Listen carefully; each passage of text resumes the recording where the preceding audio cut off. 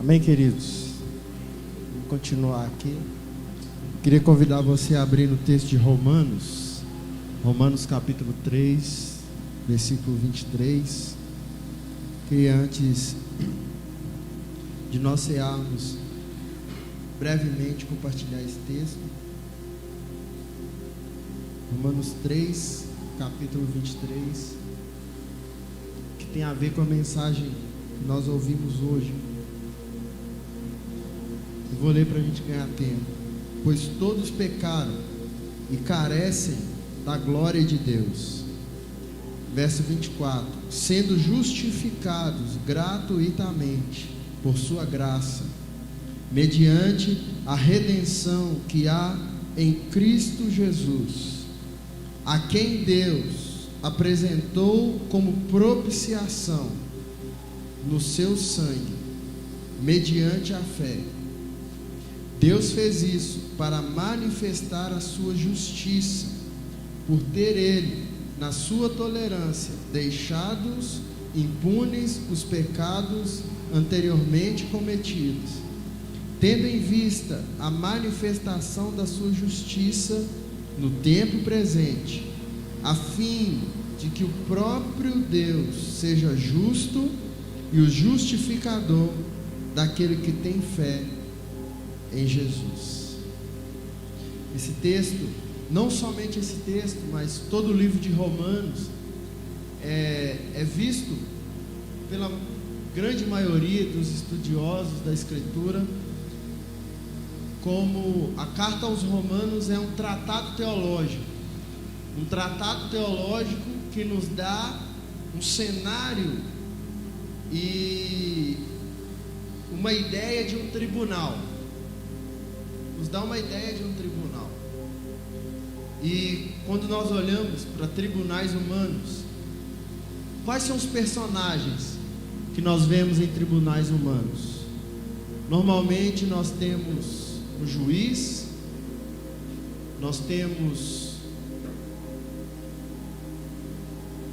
o acusador, o promotor, nós temos um advogado de defesa, nós temos um réu, e existe uma culpa, uma causa que está sendo ali julgada. Mas o que é mais importante em um tribunal humano é o juiz e o que ele vai decidir em relação ao réu. É como se o futuro daquele que está no banco dos réus estivesse na mão ou nas palavras, na sentença que aquele juiz vai liberar.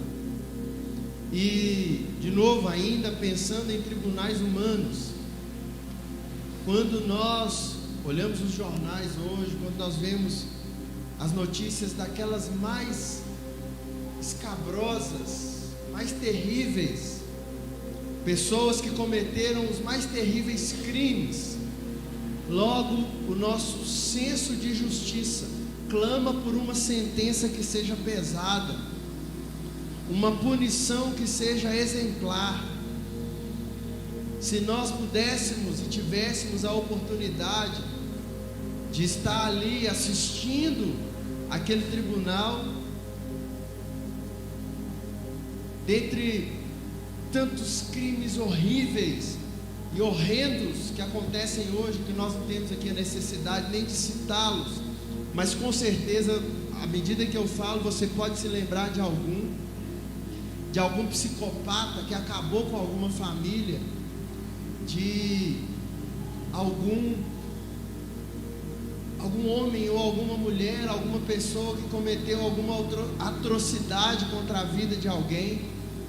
Se nós tivéssemos a oportunidade de estar lá, assistindo o julgamento, nós tivéssemos a oportunidade de nos dirigir àquele juiz, de falar àquele juiz, eu não tenho dúvida nenhuma de que aqui nesse lugar, todos nós exigiríamos uma pena exemplar, porque é do senso humano, a justiça.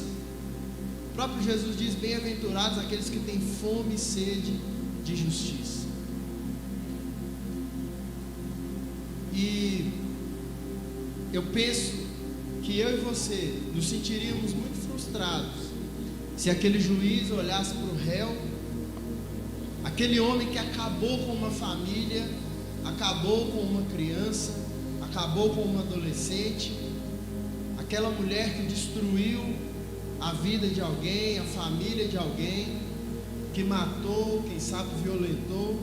Nós nos sentiríamos muito frustrados se aquele juiz simplesmente virasse para o réu e dissesse assim: olha, eu sou um juiz muito bom, eu gostei de você, e porque eu gostei de você, ainda que toda a sociedade exija uma punição e exija justiça, eu escolho te liberar.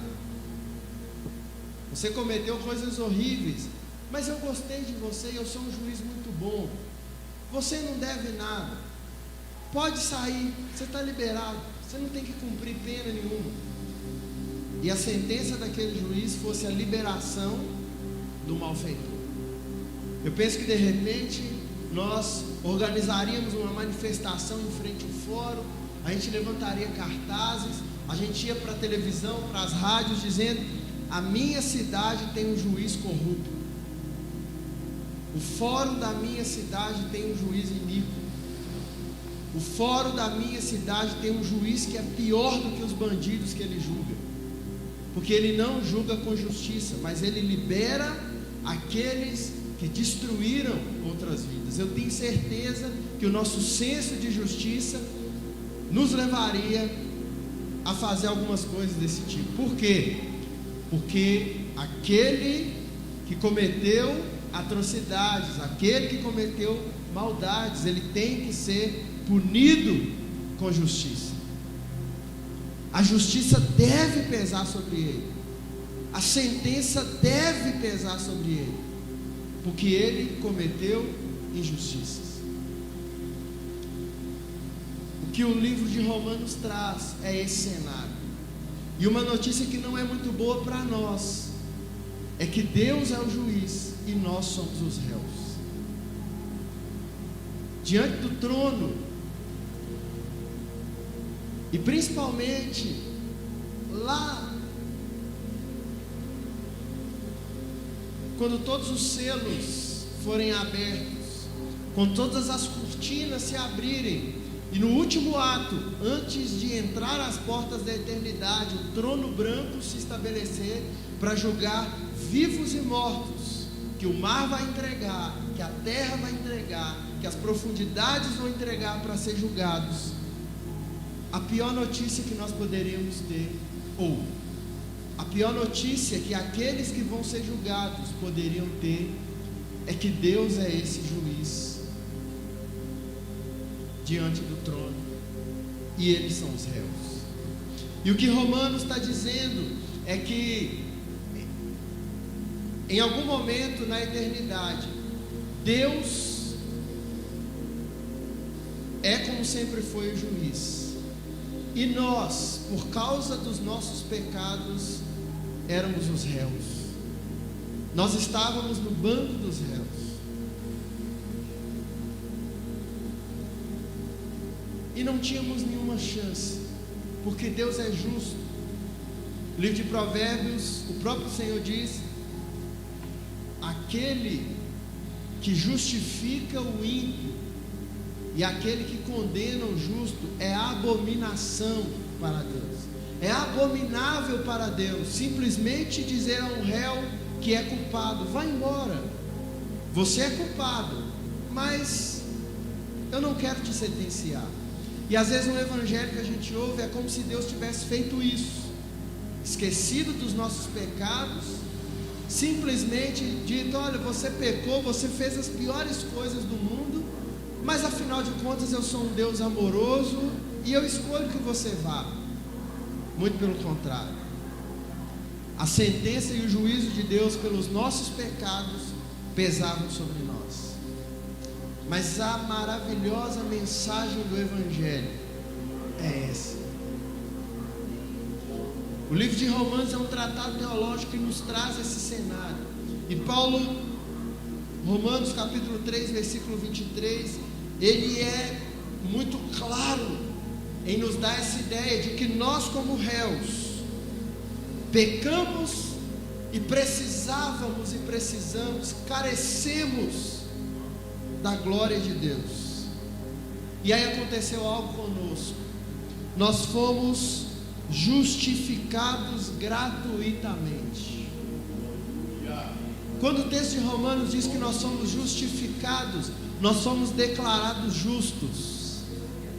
Mas como Deus poderia declarar justo alguém que merece a pena? E se Ele mesmo disse que um juiz que justifica o ímpio e condena o justo é abominação para Ele, Deus não poderia simplesmente nos declarar justos só porque Ele é bom, só porque Ele é o amor? Porque afinal de contas, se Ele é amor, de outro lado, Ele é justiça. Ele é um juiz justo. Ele não é um juiz corrupto que simplesmente libera um réu que deveria a ele ser empregada uma sentença justa pelo seu pecado. Então o que é que Deus fez? Justificados gratuitamente. Gratuitamente não quer dizer que foi de graça.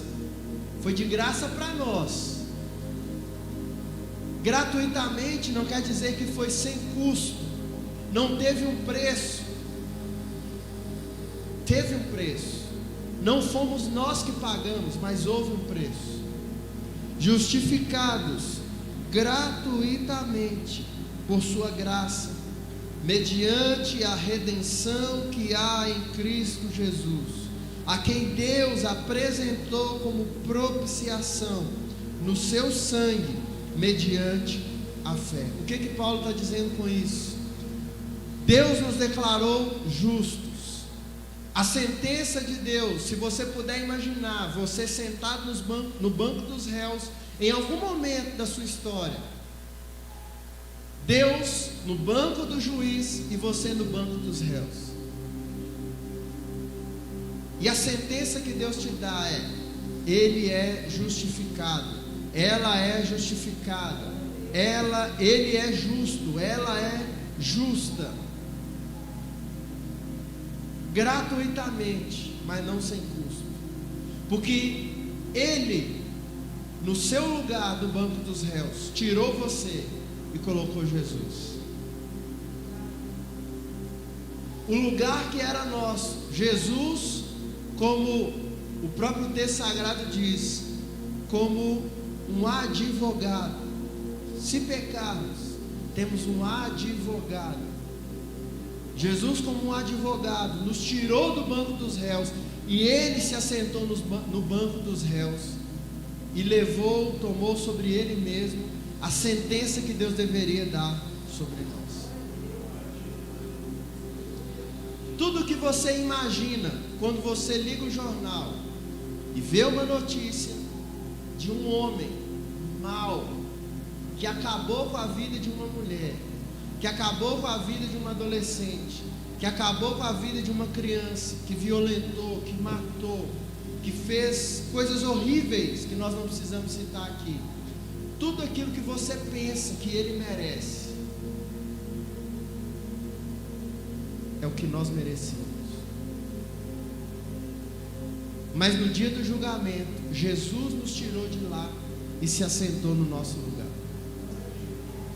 E como ele fez isso? O texto sagrado vai dizer que Deus apresentou Jesus como propiciação, e essa é mais uma palavra que tem um significado maravilhoso para nós. O que era a propiciação? Era um sacrifício pelo pecado colocado no lugar do ofensor. O cordeiro que era colocado no lugar do ofensor era a propiciação pelo pecado do ofensor.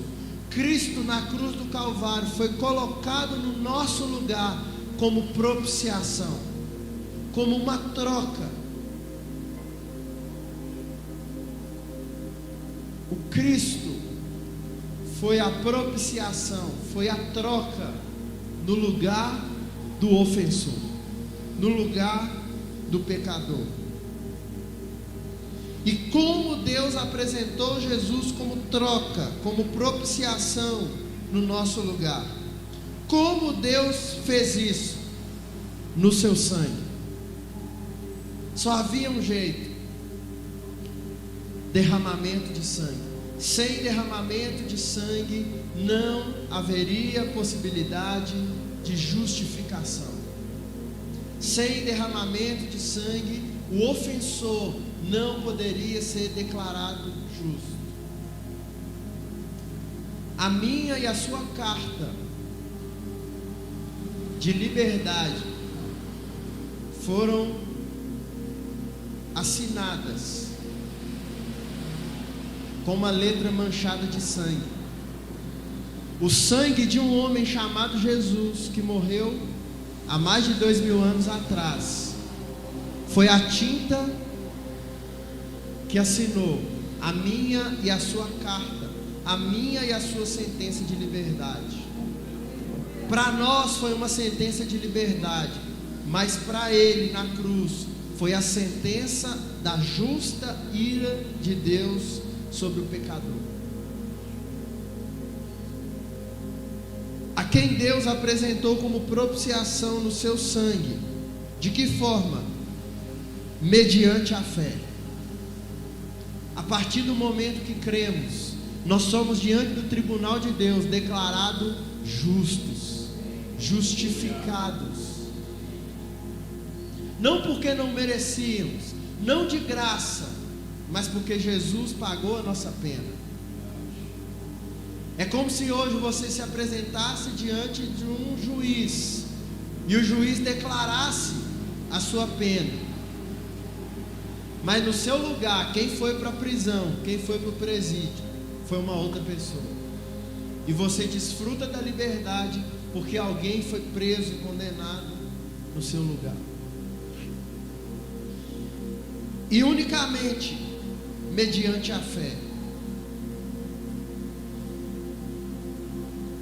Deus fez isso para manifestar a sua justiça, por ter ele, na sua tolerância, deixado impunes os pecados anteriormente cometidos, tendo em vista a manifestação da sua justiça no tempo presente, a fim de que o próprio Deus seja justo e o justificador daquele que tem fé em Jesus. Deus não deixa de aplicar a pena, ele é justo. Mas Deus não deixa de perdoar, ele é justificador. E a única possibilidade de Deus perdoar, mas não deixar de ser justo, aplicar a pena ao ofensor e ao pecador, mas ainda assim ser um Deus que derrama e expressa o seu amor por meio do perdão, a única forma é por meio do sangue de Jesus. E de que forma nós assumimos isso? Mediante a fé em Jesus.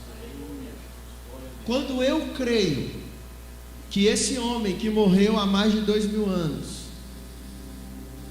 pregado numa cruz, derramando todo o seu sangue, quando eu creio que esse ato não foi simplesmente um ato físico, mas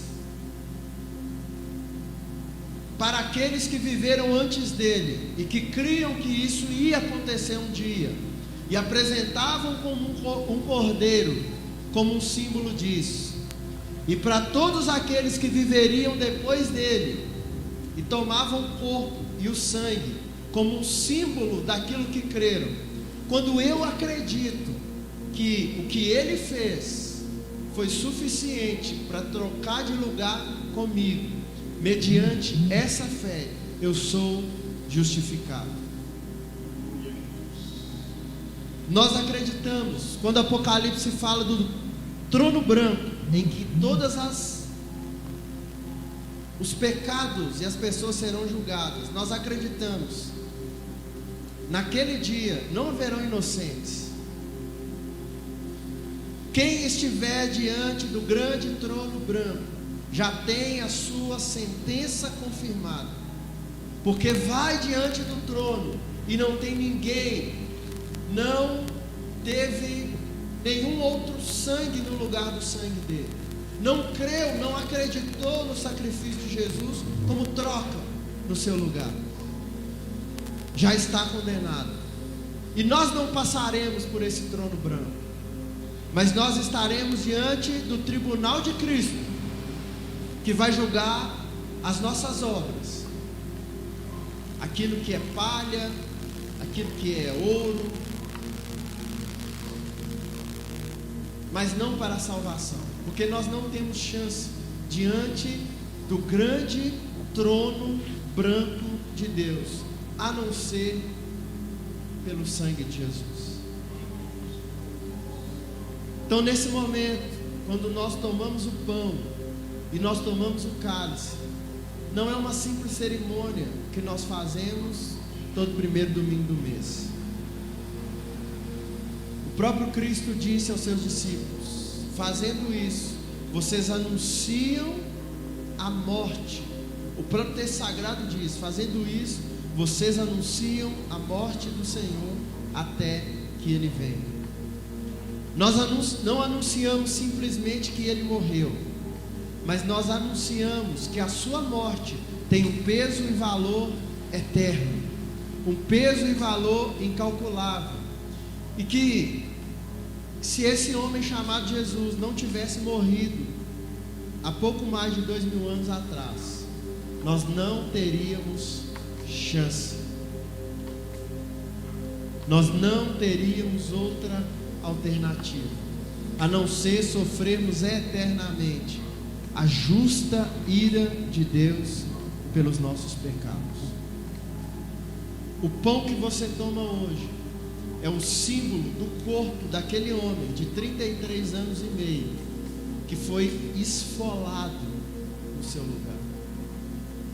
O cálice que eu e você tomamos hoje é o símbolo do sangue daquele homem, Yeshua Hamashia, Galileu, Nazareno, que foi derramado no meu e no seu lugar. O sangue que verteu da sua carne dilacerada, o sangue que verteu da sua carne perfurada, o sangue que foi derramado dos pregos que perfuraram o seu punho, não foi uma morte qualquer,